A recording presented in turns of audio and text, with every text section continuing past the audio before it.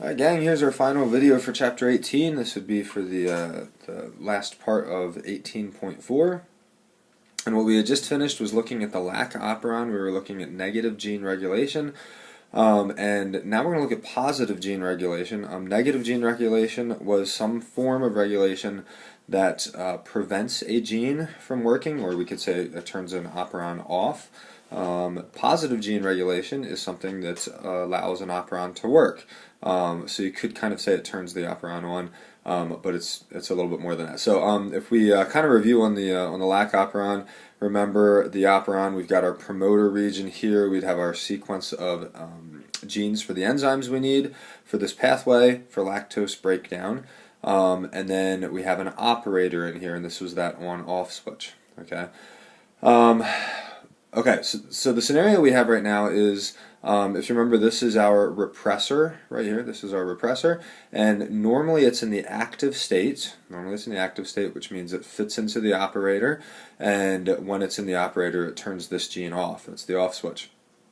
And with this, the only time we would need this series of genes, the only times it would be useful, is if we have a lot of lactose.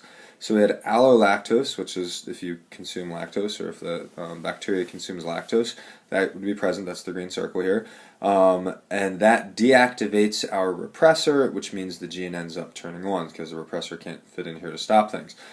So that's great if lactose is present, but one other tidbit on this is if you were a E. coli cell, if you had a lot of glucose present and a lot of lactose present, then you wouldn't actually need to use the lactose. The only reason you would break down lactose is if you want to get glucose out of it. Okay, and so yeah, basically this pathway, even though lactose is present here, the pathway isn't really needed. The time the pathway would be needed is if I don't have any glucose, so I'm minus glucose, so that level is low, and I've got a whole lot of lactose, then we could use this.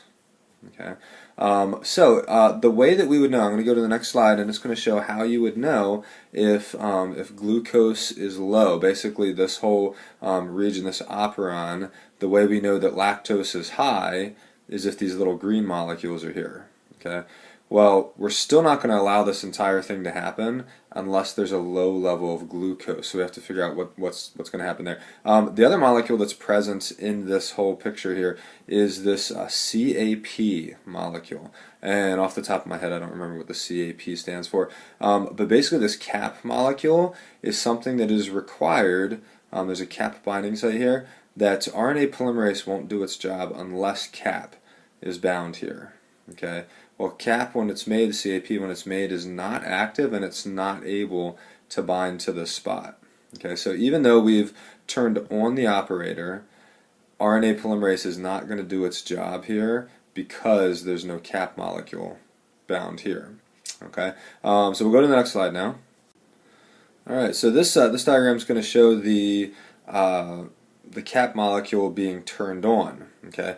And so our inactive CAP molecule, right here, this inactive CAP molecule, it's going to receive a molecule, this little orange molecule here called CAMP. It's cyclic AMP. We actually learned about that earlier in the year. And if cyclic AMP is present, then CAP will become active, and we can put it on its binding site, which means RNA polymerase can now become active. We have our operator turned on, and so it can do its job. The way that cyclic AMP is produced, and this is kind of our, this is our way of knowing if glucose levels are low. If glucose is low, okay, now first of all, if glucose is high, we're going to have a high production of ATP in the cell, a high amount of ATP. That's what the goal of glucose is. If glucose levels are low, okay, the ATP is going to be broken down to ADP, and then it'll eventually be broken down into the CAMP. So if our glucose levels are low, we're going to have a lot of CAMP. If our lactose levels are high, we're going to have a lot of this green molecule. Okay, and we're going to actually need both of these situations to occur in order to turn on this operon.